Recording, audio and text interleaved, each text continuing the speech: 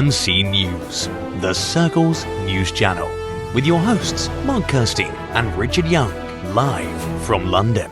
Good evening from London and welcome to our exclusive coverage of the 2023 Magic Circle presidential election.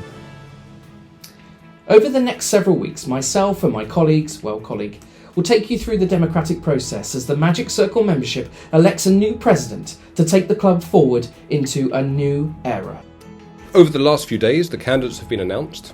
There's a lot to consider, a lot to know, so myself and my colleague Richard, whilst always remaining impartial, are going to provide you, the viewer, with up-to-the-second statistics, relevant historical similarities, and a completely diverse cross-section across all areas of the Magic Circle membership.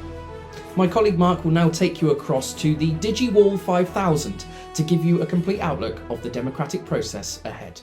Thank you, Richard.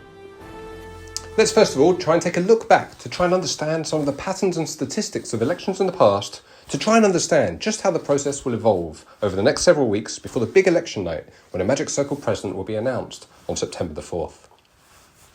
To begin, my first president, Ali Bongo. Richard, do we really have to cover them? If you could give everybody the full picture, that would be brilliant. Yep, okay.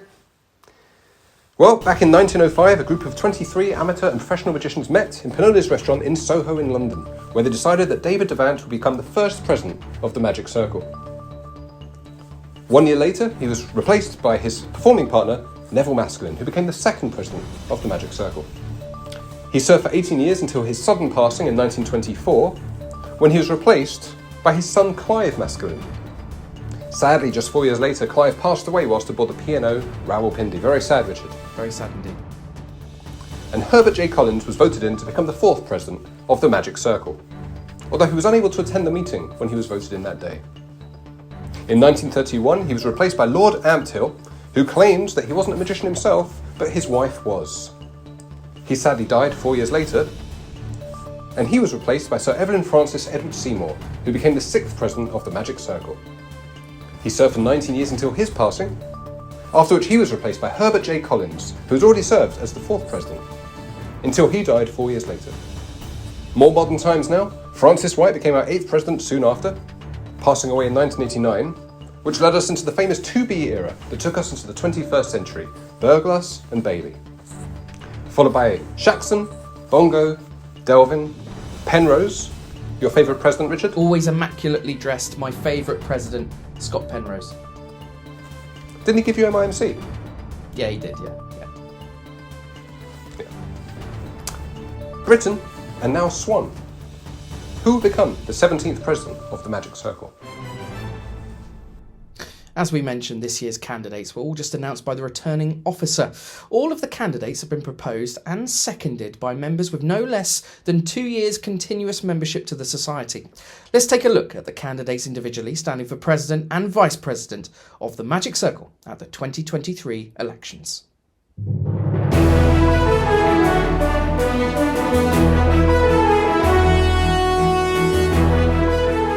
All three have strengths and weaknesses at this early stage. Let's take a look at Catherine Rhodes to begin with. She has indeed been through the political process before, winning as Vice President in 2021, and before that, having served as Secretary and on Council. The Rhodes campaign seems based on time served and a ladder climbed, which will definitely appeal to those in the membership who have climbed a ladder in their own careers. Our MC News projection right now is that Rhodes stands a 33% chance of winning President of the Magic Circle. There is no doubt this man cannot be underestimated. He and his team will have no doubt studied and understood why things didn't work out for them back in 2019, and so far there does indeed feel like there's a fresh approach. He comes from a dynasty that is held in the highest of regards, but we understand from sources inside the camp that Marvin wants to win this one on his own merit, so expect very little mention of the family's history, and things have been planned meticulously, especially to appeal to the younger members of the club, indeed some of which have spent their pocket money on his range of products. We understand that he's got some election big hitters supporting him behind the scenes. And the MC News projection right now is that Burglas has got a 33% chance of winning the election. The Diva of Deception is a very strong candidate for the job. Having been president of the YMC for many years, those kids are now full members and will no doubt offer their support in the form of their ballot. Also, let's not forget, Davis has compiled the weekly Monday night reports for the Magic Circular for well over a decade, so has proved herself to be committed to any task that helps the membership, no matter how infuriating it must be to compile week after week. Davis is, we believe, a very strong candidate with the American-based membership, which is hard to quantify. Why is it so hard to understand the scale of support for Davis in the USA? Well, it's because none of us have any idea who these people are or why on earth they pay their annual membership every year to receive the circular and a Zoom link. The time difference means Monday night lectures are bang smack in the middle of the workday, so it's terribly inconvenient. In conclusion, we believe that Mandy's Monday night reports in the circular, which lets American members know what they missed, is massively appreciated and equals votes from across the pond. MC News' projection right now is that Mandy Davis has got a 33% chance of winning the election for president. Thanks so much, Mark, for that summary. Mark, may I ask, do we have any early indications in the polls as to an early leader? The polls, of course, differ from our own projections. Polls? Yeah, we should probably get some of those, I reckon. Next time. I'll have them for next time. Great, I'm looking forward to that. Now, Mark, one of the concerns people have with any kind of election is voter fraud or corruption of some kind. I understand you've been speaking to an expert about the system the Magic Circle uses for its elections. Indeed, I have requested an interview with returning officer Andy Stone to find out more. Andy Stone, thank you very much for taking the time to speak with us at MC News. My first question. How many people have access to the system that the Magic Circle uses for the initial nominations, and who verifies all of the elected candidates are eligible to run for the offices? So the verification is done from the Magic Circle's database, and I have access to that as returning officer, but the membership team maintain it, they have access to it, and also Andy Brennan's team that actually look after the website, so they also have access. What about password security? Sam Strange, for example, an MIMC level member, always uses Rachel Stevens 1 as his password. How can you be sure, as returning officer, that someone isn't logging into his account and fraudulently voting? Well, I can't, because each person sent a unique ID to their email address. So if someone else logged in as Sam Strange using Rachel Stevens 1 and voted, that would appear as if Sam Strange has voted.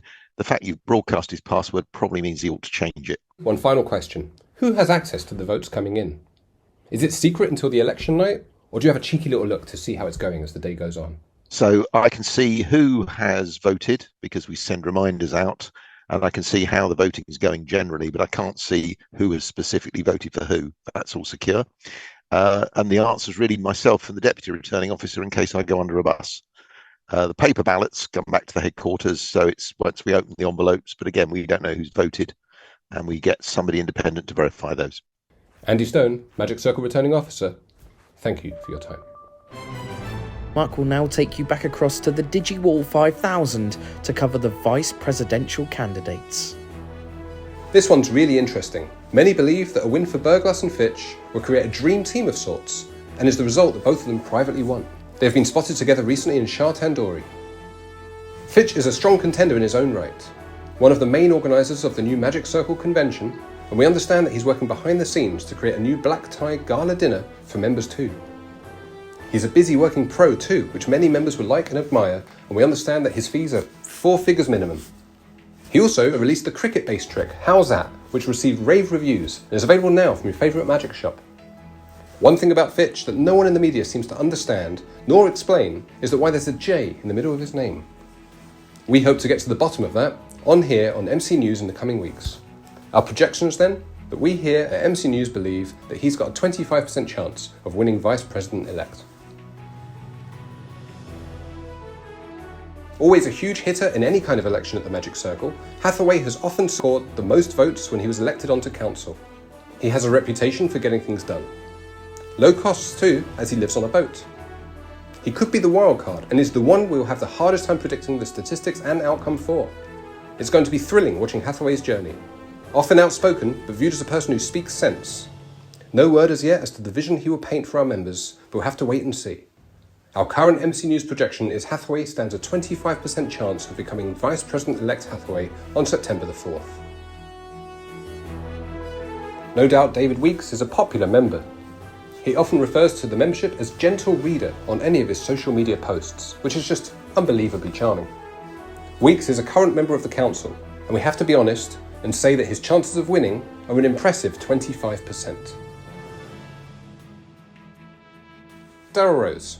Mark, I'm so sorry. We're going to have to leave it there for a second. We've got some breaking news coming in. We're going to take you live right now down to Stevenson Way, where I understand it's all kicking off.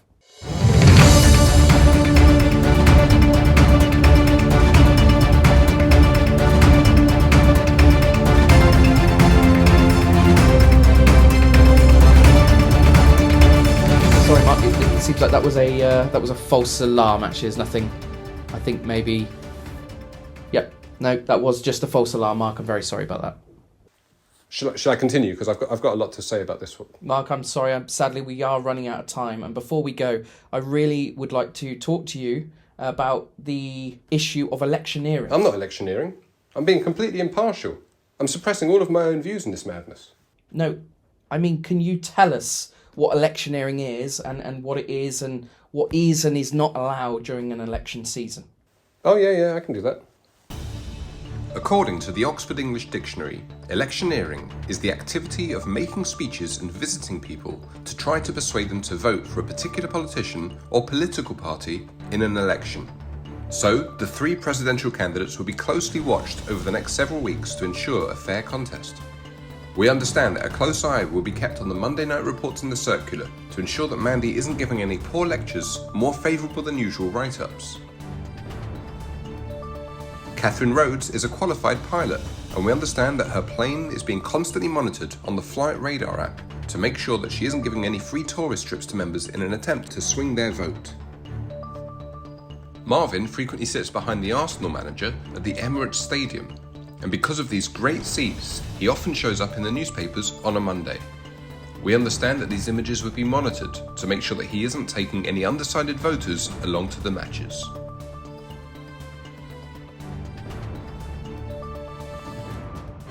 Well, sadly, Mark, we are actually running out of time.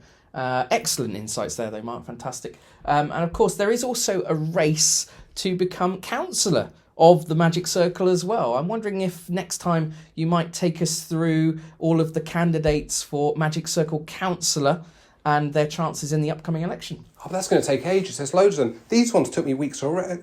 I've got Wikitest support stuff to do. I can't do the councillors as well, do we? I'll see what I can come up with for the next episode.